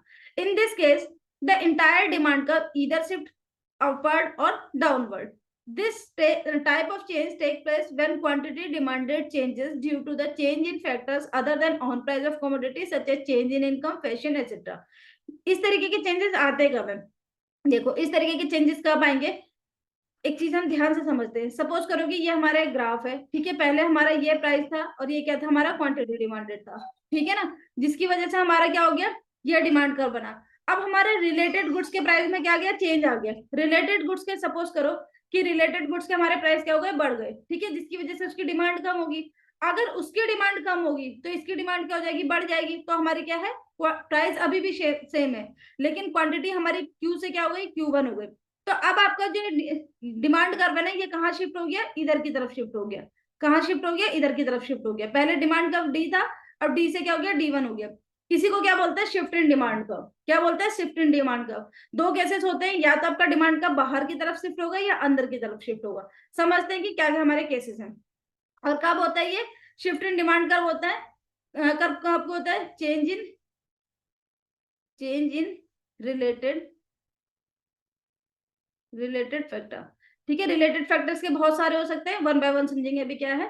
इन this case the entire demand का shift either upward or downward. This type of change take place when quantity demanded change due to change in factor other than own price of commodity such as change in income, fashion. ये सारे के सारे क्या है, factor है जो change in shift in demand curve को क्या करते हैं, basically shift in demand curve क्या होता है, when due to change in these other factors demand fall। अगर इनके प्राइसेस में चेंज होने के कारण हमारी डिमांड क्या होती है, कम होती है, तो इसे बोलते हैं डिक्रीज इन डिमांड। और अगर डिमांड बढ़ेगी तो क्या बोलेंगे, इंक्रीज इन डिमांड। ये जो हमारा केस था ये किस चीज का था, इंक्रीज इन डिमांड कर्व का था। किस चीज का था, इंक्रीज इन डिमांड कर्व का था। जब भी डिमांड हमारी बढ़ेगी तो बाहर की तरफ जाएगी, जब भी डिमांड हमारी घटेगी तो अंदर की तरफ जाएगी। ठीक है, इस चीज को हमें समझना है ध्यान से। चलो, अभी तक हमने क्या समझा हमारा कि मूवमेंट में क्या और मूवमेंट और शिफ्ट में क्या है डिफरेंसेस है। अभी हमने पढ़े थे कि मूवमेंट में हमारी दो कंडीशन होती है, एक एक्सटेंशन की एंड एक कॉन्ट्रैक्शन की। एक्सटेंशन का मतलब होता है बढ़ना या विस्तार होना, कॉन्ट्रैक्शन का मतलब होता है घटना, सिकुड़ना या संकुचन होना। When change in quantity demanded of a commodity is caused by change in its own price। जब change in quantity demanded किसके कारण होती है, खुद के प्राइस के कारण। किसके कारण, खुद के प्राइस के कारण। मान लो कि यहाँ पे जो कॉमोडिटी है वो पेंसिल है, क्या है, पेंसिल है। हमारी कॉमोडिटी का नाम क्या है, पेंसिल है। अगर हम पेंसिल की बात कर रहे हैं तो कहते हैं जब चेंज इन क्वांटिटी डिमांडेड, इसके खुद के प्राइस के चेंज आने के कारण अगर इसकी डिमांड में फर्क पड़ेगा तो इसको क्या बोलते हैं, एक्सटेंशन या फिर कॉन्ट्रेक्शन ऑफ डिमांड बोलते हैं। क्या बोलते हैं, एक्सटेंशन या फिर कॉन्ट्रेक्शन ऑफ डिमांड। अब एक्सटेंशन कब होता है, कॉन्ट्रेक्शन कब होता है, इसको देखते हैं क्या। अच्छा, इस चीज में क्योंकि एक्सटेंशन या कॉन्ट्रेक्शन के केस में क्योंकि हमारी क्या होती है, प्राइस में चेंज आ रहा होता है ना, किसमें आता है, price of on goods, price of on commodity या फिर ऑन गुड्स में क्या आता है, चेंज आता है। तो इसमें चेंज आने के कारण क्या होता है हमारा, बाकी की सारी चीजें क्या रहनी चाहिए, सेम रहनी चाहिए। तो एक्सटेंशन ऑफ डिमांड क्या बोलता है, other things being equal when quantity demanded increase. जब हमारी क्या होती है, क्वांटिटी डिमांड बढ़ती है, किसके कारण, due to fall in own price. ठीक है, खुद के प्राइस क्या होने, कम होने के कारण। इसे क्या बोलते हैं, एक्सटेंशन ऑफ डिमांड बोलते हैं। क्या बोलते हैं, एक्सटेंशन ऑफ डिमांड। मान लो कि सपोज करो हमने क्या बोला कि ये क्या हमारी एक पेंसिल है। ठीक है, एक पेंसिल है। अब पेंसिल के जो प्राइसेस है वो क्या हो गए, कम हो गए। पेंसिल के क्या हो गए, प्राइसेस कम हो गए। पेंसिल के प्राइसेस कम होने के कारण इसकी क्वांटिटी डिमांडेड क्या हो जाएगी, बढ़ जाएगी। क्या हो जाएगी, इसकी क्वांटिटी डिमांडेड क्या हो जाएगी, बढ़ जाएगी। इसी को क्या बोलते हैं हम, एक्सटेंशन ऑफ डिमांड बोलते हैं। क्या बोलते हैं, एक्सटेंशन ऑफ डिमांड। इसके बाद अगला केस आता है कॉन्ट्रेक्शन ऑफ डिमांड का। कॉन्ट्रेक्शन ऑफ डिमांड क्या कहता है, अदर थिंग्स बीइंग इक्वल, सारी चीजें सामान्य रहने पर जब क्वांटिटी डिमांडेड आपकी घटती है, किसके कारण, राइज इन ऑन प्राइस। मान लो कि हमारी कमोडिटी क्या है, यहाँ पे भी कमोडिटी क्या है, पेंसिल है। यहाँ पे आपका प्राइस क्या हुआ, बढ़ गया। प्राइस क्या हुआ आपका, बढ़ गया। प्राइस के बढ़ने के कारण जब हमारी क्वांटिटी डिमांडेड क्या हो जाएगी, घट जाएगी, तो इसको बोलते हैं contraction of demand. Extension of demand and contraction of demand हमेशा सेम ग्राफ पे होता है, I mean sorry same demand curve पे होता है। यहाँ पे आपका किसी भी तरीके का शिफ्ट नहीं देखा जाता। किसके केस में, एक्सटेंशन एंड कॉन्ट्रेक्शन के केस में। एक बार इसको डायग्राम से देखते हैं कि क्या है करके। चलो, ये किस चीज का एग्जांपल है, एक्सटेंशन ऑफ डिमांड का। किस चीज का है, एक्सटेंशन ऑफ डिमांड का। थोड़ा डिटेल में समझते हैं। यहाँ पे कॉमोडिटी क्या है, पेंसिल। कॉमोडिटी क्या है, पेंसिल। ठीक है, दोनों केस में हमारी कॉमोडिटी क्या है, पेंसिल है। पहले हमारे यहाँ पे क्या हुआ कि प्राइस कितना था, 20 रुपीज था। तो हम कितनी पेंसिल खरीद पा रहे थे, सिर्फ 5 पेंसिल खरीद पा रहे थे। ठीक है, कितनी पेंसिल खरीद पा रहे थे, 5। फिर यहाँ पे क्या हुआ कि मेरा प्राइस घट गया, प्राइस क्या हुआ, मेरा कम हो गया। ठीक है, प्राइस के कम होने के कारण मेरी डिमांड क्या हो गई, बढ़ गई। एंड इस बढ़ने को क्या बोलते हैं, एक्सटेंशन बोलते हैं। अब हमारा क्या है, प्राइस हो गया 10 रुपए, और तो मैंने अपनी क्वांटिटी डिमांडेड भी कितनी कर दी, 10 रुपए। पहले मेरा इक्विलिब्रियम यहाँ पे सेट था, अब मेरा क्या होगा, यहाँ पे सेट हो जाएगा। ठीक है, जब हम इस पूरी लाइन को मिलाएंगे तो ये क्या बनेगा, मेरा डिमांड कर्व बनेगा। क्या बनेगा, डिमांड कर्व। और ये चीज किस चीज को शो कर रही है, ये चीज किस चीज को शो करती है, ये चीज शो कर रही है कि हमारा जो प्राइस है यहाँ पे घट रहा है। ठीक है, प्राइस के घटने के कारण मेरी क्वांटिटी डिमांडेड बढ़ गई, तो इसी को क्या बोलेंगे, एक्सटेंशन ऑफ डिमांड बोलेंगे। आई होप आप लोगों को कोई चीज समझ में आ रही होगी। इसके बाद सेकंड केस क्या देखते हैं, कॉन्ट्रेक्शन ऑफ डिमांड का देखते हैं। कॉन्ट्रेक्शन एंड एक्सटेंशन दोनों क्या है, एक दूसरे के ऑपोजिट है। अब कॉन्ट्रेक्शन ऑफ डिमांड में हमें क्या पढ़ना है, देखो कॉन्ट्रेक्शन ऑफ डिमांड में हमें क्या पढ़ना है कि पहले मेरा प्राइस कितना था, 10 रुपए था। तो 10 रुपए में मैं क्या कर पाती थी, सॉरी पहले मेरा प्राइस कितना था, 10 रुपए था, तो मैं कितनी पेंसिल खरीद पाती थी, 10 रुपए, ठीक है। इसके बाद क्या हुआ कि बाई चांस मेरे जो प्राइसेस हैं वो अप हो गए, प्राइस क्या हो गया मेरा, बढ़ गया। अब मेरे प्राइस कितना हुआ, 20 रुपीज हो गए, तो मेरे को डिमांड अपनी कम करनी पड़ेगी, है ना। बीइंग अ रेशनल कंज्यूमर हम क्या करते हैं, इसी तरीके से बिहेव करते हैं। अब मेरे को क्या करनी पड़ेगी, अपनी डिमांड को कम करना पड़ेगा। मतलब 10 रुपए में डिमांड कितनी थी, 10, लेकिन प्राइस के 20 होते हैं, हमने बोला नहीं हमें 10 नहीं, आप 5 ही पेंसिल दो बस। तो हमने क्या करा कि बेसिकली अपने डिमांड को घटा दिया। तो इस केस में क्या हो जाएगा, ये कॉन्ट्रेक्शन ऑफ डिमांड। अच्छा, यहाँ पे पहली बार इक्विलिब्रियम, यहाँ सॉरी पहली बार इक्विलिब्रियम यहाँ पे सेट हुआ, दूसरी बार आपका इक्विलिब्रियम यहाँ पे सेट हुआ, तो आपका ये क्या हो जाएगा, ये हो जाएगा आपका डिमांड कर्व, ठीक है। लेकिन इस बार यहाँ पे आपका एरो क्या है, ऊपर की तरफ है। इसका मतलब क्या होता है, इसका मतलब ये है कि इस बार आपके क्या है, प्राइस के बढ़ने के कारण आपकी डिमांड क्या हो गई, कम हो गई। इसी को क्या बोलते हैं, कॉन्ट्रेक्शन ऑफ डिमांड बोलते हैं, ठीक है। अभी हमें क्या समझना है, extension of demand and contraction of demand समझ में आ गया। अभी हम समझेंगे इंक्रीज एंड डिक्रीज का केस। ये इंक्रीज इन डिमांड कैसे होती है, डिक्रीज इन डिमांड कैसे होती है। अच्छा, एक्सटेंशन एंड कॉन्ट्रेक्शन में एक चीज बार बार याद रखना कि यहाँ पे अदर थिंग क्या होती है, सेम होती है। अदर थिंग क्या होती है, सेम होती है। And on price, on price क्या होता है, चेंज होता है, ठीक है। इस चीज को बार बार रिवाइज करना, तो ये चीज आपको क्या होनी चाहिए, टिप्स पे होनी चाहिए कि किस तरीके से हमारे क्या है, डिमांड का बिहेव कर रहा है।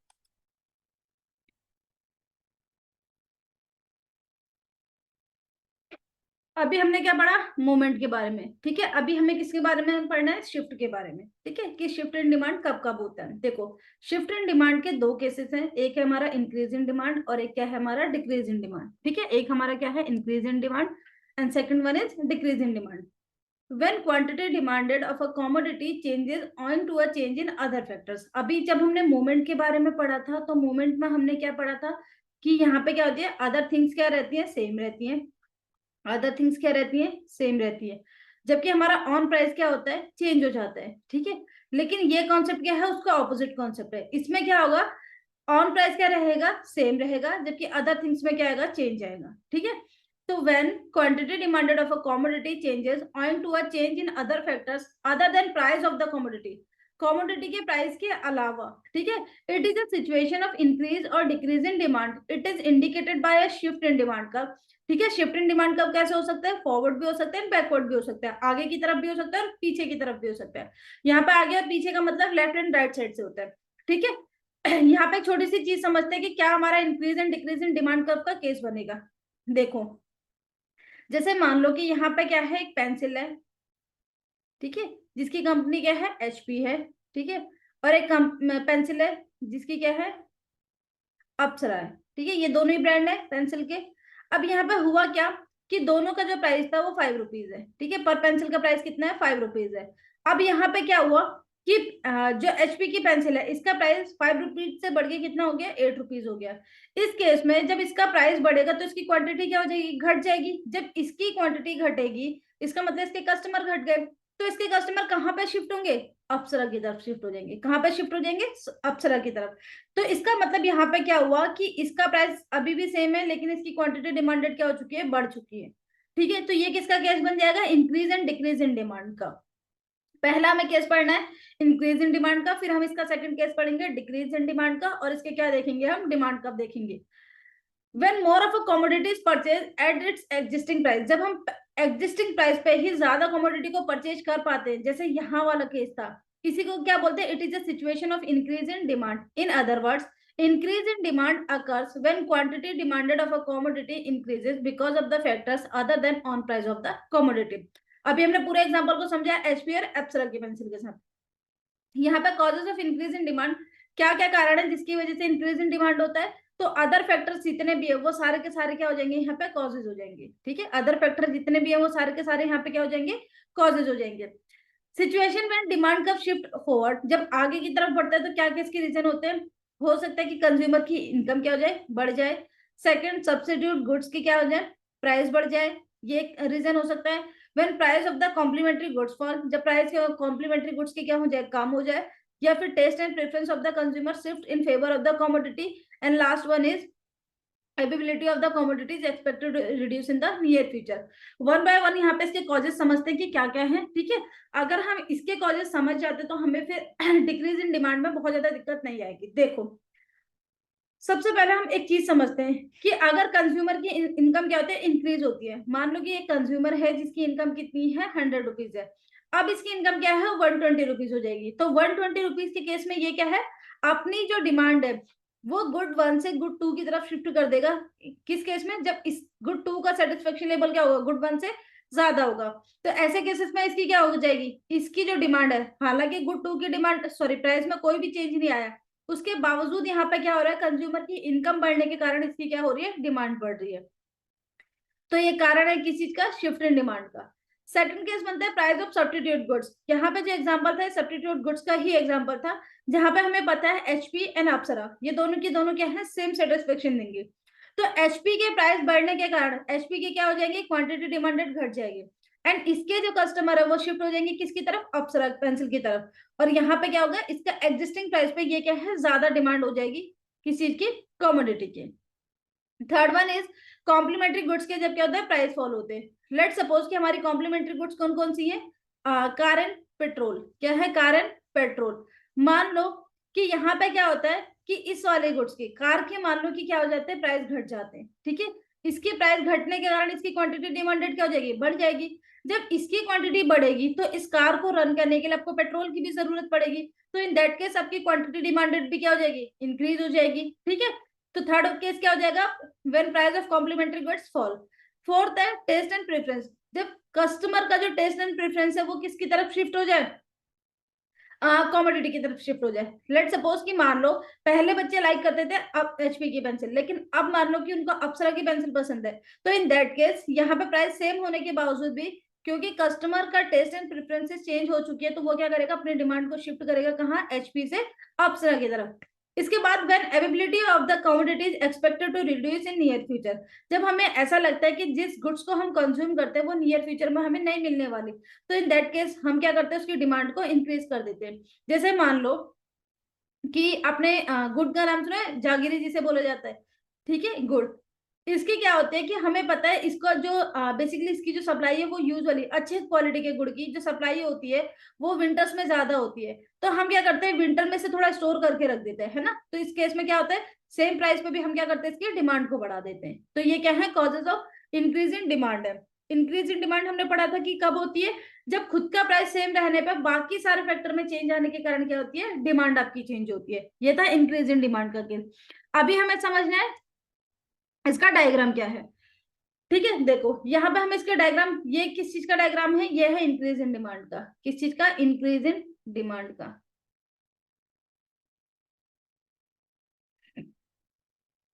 Increase in demand. तो इंक्रीज इन डिमांड में क्या है कि पहले आपका प्राइस पी था, क्वांटिटी कितनी थी, Q1 थी। अब तुम्हारी क्वांटिटी क्या हो गई है, शिफ्ट हो गई है इधर, ठीक है। क्वांटिटी क्या हो गई, शिफ्ट हो गई। आपकी डिमांड क्या हो जाएगी, यहाँ पे शिफ्ट हो जाएगी, ठीक है। आपकी डिमांड क्या है, सेम प्राइस पे, अब आपकी क्या है, ये यहाँ पे शिफ्ट हो गई। तो ये क्या हो जाएगा आपका, न्यू डिमांड कर्व हो जाएगा, ठीक है। ये क्या हो जाएगा आपका, न्यू डिमांड कर्व हो जाएगा, ठीक है। ये नहीं इसको, ठीक है। अब आपका क्या है कि पहले आपका प्राइस कितना था, P1 था, तो क्वांटिटी कितनी थी, Q1। अब क्योंकि अदर फैक्टर में चेंज आने के कारण आपका प्राइस अभी भी P1 है, लेकिन क्वांटिटी डिमांडेड क्या हो चुकी है, शिफ्ट होकर Q2 हो चुकी है। तो आपका नया क्या बन जाएगा यहाँ पे, D2। ये क्या बन जाएगा, D2। इसको क्या बोलते हैं, इंक्रीज इन डिमांड बोलते हैं, ठीक है। इसके बाद हमें कौन सा केस पढ़ना है, डिक्रीज इन डिमांड का पढ़ना है, ठीक है। डिक्रीज इन डिमांड क्या कहते हैं, when less of a commodity is purchased at its existing price, it is a situation of decrease in demand। जब किसी भी रीजन से हम क्या करते हैं, अपनी जो डिमांड है उसमें क्या करते हैं, एग्जिस्टिंग प्राइस पे ही अपनी क्या कर देते हैं, डिमांड को कम कर देते हैं। क्या करते हैं, डिमांड को कम कर देते हैं। तो वो क्या होता है, डिक्रीज इन डिमांड होता है। मान लो कि विंटर में क्या होता है, विंटर में आइसक्रीम का जो प्राइस है वो पहले भी कितना था, 25 रुपीज है, अब भी कितना है, 25 है। लेकिन फिर भी हम क्या कर देते हैं, एग्जिस्टिंग प्राइस पे अपने डिमांड को क्या कर रहे हैं, कम कर रहे हैं। किसकी वजह से, सीजन की वजह से, ठीक है। तो ये क्या है, डिक्रीज इन डिमांड का केस है। अच्छा, ये वाली जो कैटेगरी है किसके अंदर आ जाएगी, ये आ जाएगी टेस्ट एंड प्रेफरेंस के अंदर। किसके अंदर आएगी? टेस्ट एंड प्रेफरेंसेस के अंदर। ठीक है, कि जो हमारा कस्टमर है वो क्या करता है, विंटर में आइसक्रीम को थोड़ा कम प्रीफर करता है। चलो, causes of demand, in other words, decrease in demand occurs when quantity demanded of a commodity decreases because of the factors other than on price of the commodity. अब causes में हम पढ़ते हैं वन बाय वन। जब भी हमारा decrease in demand होगा तो हमारा डिमांड कर्व क्या होगा? अंदर की तरफ शिफ्ट होगा। इंपॉर्टेंट कॉजेज क्या क्या है? When income of consumer falls, अभी पीछे हमने पढ़ा था कि कंज्यूमर की इनकम बढ़ने पे क्या होता है? इंक्रीज इन इनकम होता है। अगर कंज्यूमर की इनकम घटेगी तो क्या होगा? डिक्रीज इन डिमांड हो जाएगा। जब प्राइस ऑफ सब्स्टिट्यूट गुड्स क्या होते थे? इंक्रीज होते हैं तो हमारी क्या होती है? डिमांड बढ़ती है। लेकिन जब price of substitute goods decrease होते हैं तो हमारी क्या होती है? डिमांड क्या होती है? कम होती है, मतलब डिक्रीज हो जाती है। जब price of complementary goods increase होते हैं तो इस केस में भी क्या हो जाती है? हमारी डिमांड क्या हो जाती है? कम हो जाती है। अभी इनके सबके एक्सप्लेनेशन हमने क्या करे थे? Causes of increase in demand में समझे थे। इसके बाद जब टेस्ट एंड प्रेफरेंस होता है कंज्यूमर को, वो शिफ्ट हो जाता है किसी दूसरी कमोडिटी के लिए। ठीक है, ये इस कमोडिटी के अगेंस्ट चला जाता है। और जब हमें ऐसा लगता है कि नियर फ्यूचर में जो गुड्स जिसे हम कंज्यूम कर रहे हैं ये क्या है, इसकी सप्लाई बढ़ जाएगी, तो इन दैट केस में हम क्या करते हैं? उसकी डिमांड को प्रेजेंट टाइम में क्या कर देते हैं? कम कर देते हैं। ठीक है, तो ये क्या है? केस किसका है? डिक्रीज इन डिमांड का है। डिक्रीज इन डिमांड में हमारा जो डिमांड कर्व है वो हमेशा क्या होता है? अंदर की तरफ शिफ्ट होता है। क्या होता है? अंदर की तरफ शिफ्ट हो जाता है। जैसे पहले कि हमारा डिमांड कर्व क्या था? D1 था। क्या है? पहले हमारा डिमांड कर्व क्या है? D1 है। अब हमारा प्राइस क्या है? अभी भी सेम है। प्राइस क्या है मेरा? अभी भी सेम है। जैसे मान लो कि ये कितना था? मेरा प्राइस था P1 एंड ये कितना था मेरा? क्वांटिटी डिमांडेड था Q1। अब मेरा प्राइस क्या है? अभी भी सेम है, लेकिन मैंने फिर भी क्या करा? सेम प्राइस पर अब मैं क्या है? कम डिमांड कर रही हूँ। सेम प्राइस पे मैं क्या है? कम डिमांड कर रही हूँ। तो ये किस चीज का केस बन जाएगा मेरा? डिक्रीज इन डिमांड कर्व का। इस केस में आपका डिमांड कर्व क्या हो जाएगा? इधर की तरफ शिफ्ट हो जाएगा। इसे क्या बोलते हैं? Decrease in demand curve. Decrease in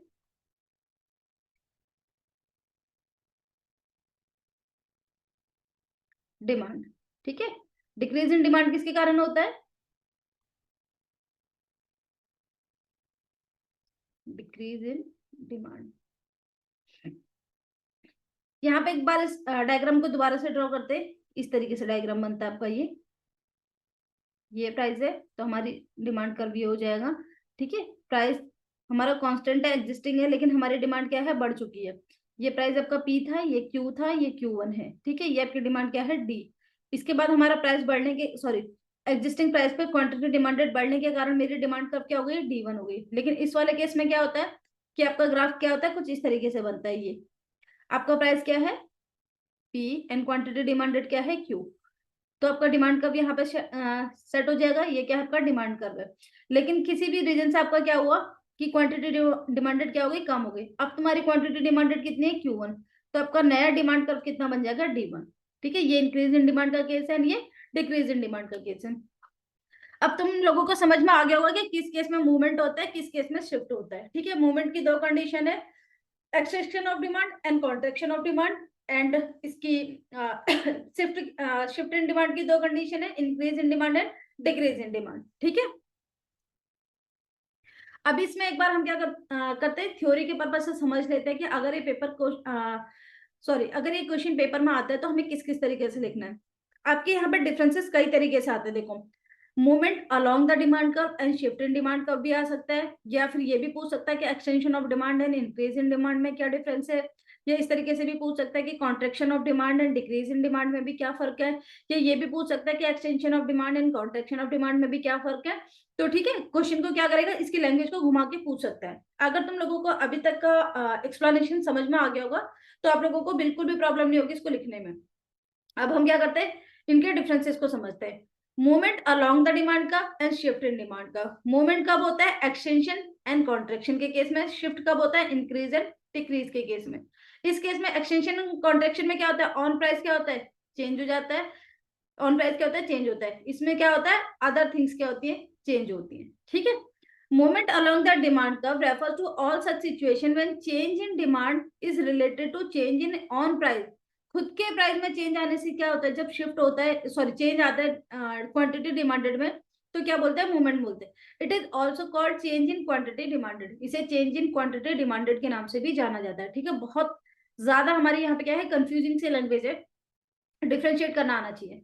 shift in demand curve क्या होता है, ये एक ऐसी सिचुएशन होती है जहां पे ऑन प्राइस सेम रहता है लेकिन और फैक्टर क्या हो जाते हैं, चेंज हो जाते हैं। मतलब जितने भी रिलेटेड फैक्टर है, इंडिविजुअल डिमांड के केस में कितने फैक्टर है, 7, एंड हमारी मार्केट डिमांड में कितने हैं, सॉरी इंडिविजुअल डिमांड में कितने फैक्टर है, 5, और हमारी मार्केट डिमांड में कितने हैं, 7 है। ठीक है, ये फर्स्ट रीजन है।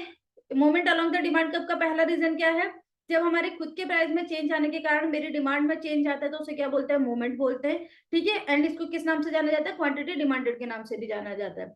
इसके अलावा शिफ्ट इन डिमांड कर्व के केस में क्या होता है, जबकि आपके अदर फैक्टर में चेंज आता है, ठीक है, तो उसे क्या बोलते हैं, हम शिफ्ट इन डिमांड बोलते हैं। दोनों की दोनों सिचुएशन है, extension of demand and contraction of demand, and here is increase in demand and decrease in demand. Second में बोलता है other determinants of the demand are assumed to be constant. ऐसा माना जाता है कि डिमांड के जो बाकी के डिटर्मिनेंट्स है वो क्या है, हमेशा सेम रहेंगे। अदर डिटर्मिनेंट्स में क्या क्या हो जाता है, प्राइस ऑफ रिलेटेड गुड्स, इसके बाद हमारा टेस्ट एंड प्रेफरेंसेस हो जाएगा, ठीक है, इसके बाद कंज्यूमर की इनकम हो जाएगा। ये सारे के सारे हमने क्या पढ़े थे, इसके फैक्टर पढ़े थे। ठीक है, यहाँ पे क्या है, own price of the commodities assumed as constant when any of the factor determinants of demand change। Own price यहाँ पे सेम रहेगा लेकिन बाकी के फैक्टर में 1, 2, 3, 4, 5 कितने भी फैक्टर क्या है, चेंज हो सकते हैं। यहाँ पे अगर डायग्राम में देखा जाए तो डिमांड कर्व या तो अप होगा या तो डाउन होगा, लेकिन चेंज नहीं होगा, सेम डिमांड कर्व भी रहेगा। ठीक है, डिमांड कर्व आपका सेम रहेगा हमेशा। यहाँ पे अगर देखा जाए तो यहाँ पे क्या होता है, बैकवर्ड या फिर क्या होता है, फॉरवर्ड केस बनता है। ठीक है, या तो आपका डिमांड का बाहर की तरफ शिफ्ट हो जाएगा या अंदर की तरफ शिफ्ट हो जाएगा। ये किसका केस है, movement along the demand curve and shift in demand curve का। ठीक है, आई होप आप लोगों को समझ में आया होगा। अभी हमें क्या पढ़ना है, नेक्स्ट टॉपिक पढ़ना है। अब क्या पढ़ना है, extension of demand and increase in demand. ठीक है, अच्छा यहाँ पे वर्ड ऑफ नहीं आना था, इन आना था। ठीक है, थोड़ा सा यहाँ पे क्या है, ग्रामेटिकल एरर है, in and here is in. ठीक है, difference between extension of demand, extension in demand and increase in demand. ठीक है, एक्सटेंशन ऑफ डिमांड अभी हमने पढ़ा था कि क्या होता है, एक्सटेंशन ऑफ डिमांड किसकी वजह से होता है, जब हमारे ऑन प्राइस में चेंज आने के कारण, जब हमारे क्या है, ऑन प्राइस में चेंज, खुद के प्राइस में चेंज, गुड्स के कमोडिटी के खुद के प्राइस में चेंज आने के कारण हमारी क्या होता है, क्वांटिटी डिमांडेड चेंज होती है, तो उसे एक्सटेंशन ऑफ डिमांड बोलते हैं।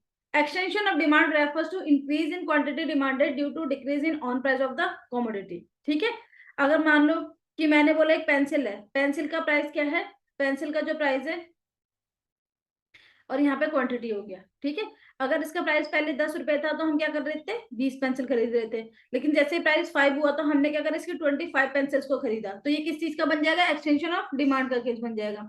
इसके बाद दूसरा है इंक्रीज इन डिमांड। ठीक है, इंक्रीज इन डिमांड के केस में क्या होता है कि जो क्वांटिटी सॉरी जो कमोडिटी होती है उसकी खुद के प्राइस में कोई भी चेंज नहीं आता, उसके खुद के प्राइस में कोई भी चेंज नहीं आता, लेकिन उसके रिलेटेड जो जितने भी डिटर्मिनेंट्स होते हैं उनमें किसी एक या सब में क्या होता है, चेंज आने के कारण क्या होता है, इंक्रीज इन डिमांड का केस बनता है। इंक्रीज इन डिमांड कब होता है, जब हमारा क्या है, जो हमारा रिलेटेड कमोडिटी है, रिलेटेड कमोडिटी के प्राइस में क्या हो जाता है, घटने के कारण, रिलेटेड प्राइस घटने के कारण हमारा क्या हो जाता है, बेसिकली सॉरी रिलेटेड प्राइस हमारे क्या होता है, बढ़ने के कारण इसकी कमोडिटी क्वांटिटी डिमांड क्या होती है, घट जाती है, एंड इसके जो कंज्यूमर है, इसके जो कस्टमर है वो शिफ्ट हो जाते हैं दूसरे कमोडिटी की तरफ।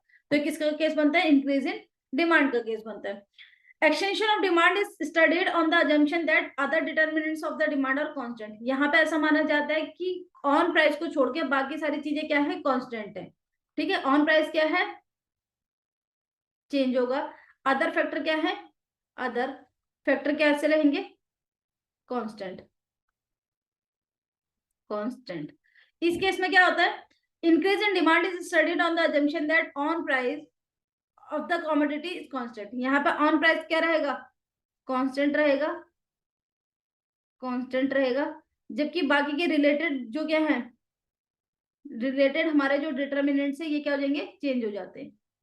ठीक है, जरूरी नहीं है सारे चेंज हो, उनमें से कोई 1, 2, 3 या सारे भी हो सकते हैं। एक्सटेंशन ऑफ डिमांड क्या करता है, लीड करता है to the downward movement along the demand curve, left to right. इसमें क्या करता है, डाउनवर्ड मूवमेंट होता है कुछ इस तरीके से, ऐसे डाउनवर्ड मूवमेंट होता है, लेफ्ट टू राइट होता है। इस केस में क्या होता है, इंक्रीज इन डिमांड के केस में आपके जो डिमांड कर्व है वो पहले अगर ये था तो शिफ्ट कर जाता है राइट की तरफ। ठीक है, इस तरीके से ये इंक्रीज इन डिमांड का केस था। जैसे हमने extension of demand and increase in demand पढ़ा, वैसे हमें क्या पढ़ना है, contraction of demand and decrease in demand पढ़ना है। ठीक है, contraction of demand and decrease in demand को समझते क्या होता है, देखो, अगर तुम्हें extension of demand and increase in demand याद है तो ये वाला टॉपिक तुम्हें बहुत अच्छे से क्या है लर्न हो जाएगा। कॉन्ट्रेक्शन ऑफ डिमांड किसके कारण होता है? जब हमारे ऑन प्राइस में क्या होता है, चेंज आता है। जब हमारा क्या होगा, ऑन प्राइस में चेंज आएगा, मतलब ऑन प्राइस के बढ़ने के कारण, जब मेरी क्या होती है, कमोडिटी के खुद के प्राइस के बढ़ने के कारण जब मेरी डिमांड क्या होगी, कम हो जाएगी, तो इसे क्या बोलते हैं, कॉन्ट्रेक्शन ऑफ डिमांड बोलते हैं। ठीक है, यहाँ पे अदर फैक्टर क्या रहते हैं, सेम रहते हैं। अदर फैक्टर क्या रहेंगे, कांस्टेंट। डिक्रीज इन डिमांड क्या होता है, decrease in demand refers to decrease in quantity demanded even when own price of the commodity is constant. Contraction of demand is studied on the assumption that other determinants of the demand are constant. ठीक है, यहाँ पर हम क्या मान के चलते हैं कि अदर डिटर्मिनेंट कैसे रहते हैं, हमारे कांस्टेंट रहते हैं। डिक्रीज इन डिमांड के केस में हमारा क्या होता है, ऑन प्राइस क्या रहता है, कांस्टेंट होता है, जबकि अदर डिटर्मिनेंट्स क्या होते हैं, चेंज हो जाते हैं। Contraction of demand leads contraction of demand leads to upward movement along the demand curve. Contraction of demand किस चीज को बताता है, कि हमारा जो डिमांड कर्व है वो क्या करेगा, अपवर्ड मूव करेगा, राइट टू लेफ्ट। कैसे, इस तरीके से मूव करता है। ठीक है, इस तरीके से ऊपर की तरफ। जबकि डिक्रीज इन डिमांड में क्या होता है, बैकवर्ड शिफ्ट करता है। कैसे शिफ्ट करता है, बैकवर्ड। अगर आपकी डिमांड कर्व पहले ये थी तो अब इसके अंदर की तरफ जाके ऐसे शिफ्ट हो जाएगी। ये क्या था, हमारा कॉन्ट्रेक्शन ऑफ डिमांड था। आई होप आप लोगों को समझ में आ गया होगा कि क्या हमारे extension of demand, contraction of demand था। अभी हमने क्या करा, हमने पार्ट 1 को पढ़ा था, फिर पार्ट 1 के बाद हमने पार्ट 2 को पढ़ा। पार्ट 2 में हमने क्या क्या चीजें पढ़ी थी, इसका पूरा एक बार रिकैप ले लेते हैं कि हमने क्या क्या पढ़ा था। देखो, सबसे पहला कॉन्सेप्ट था हमारा लॉ ऑफ डिमांड का। ठीक है, किस चीज का था, लॉ ऑफ डिमांड का। लॉ ऑफ डिमांड के बाद हमने क्या पढ़ी, इसकी अजम्पशन पढ़ी। क्या पढ़ी, इसकी अजम्पशन पढ़ी। ठीक है, इसकी हमने क्या पढ़ी थी, अजम्पशन पढ़ी थी, कि क्या लॉ ऑफ डिमांड के होने के लिए इसकी क्या क्या होनी चाहिए, एक अजम्पशन पढ़ी थी। फिर हमने ये पढ़ा था कि लॉ ऑफ डिमांड का क्या आता है, रीजन पढ़ा था। रीजन पढ़ा था किस चीज के लिए, डाउनवर्ड स्लोपिंग के लिए, कि क्या हमारी जो डाउनवर्ड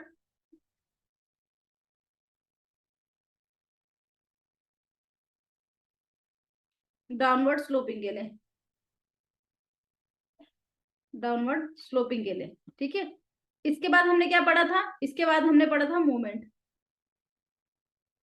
ठीक है, मूवमेंट में हमने दो सिचुएशन पढ़ी थी, क्या क्या, extension of demand, contraction of demand.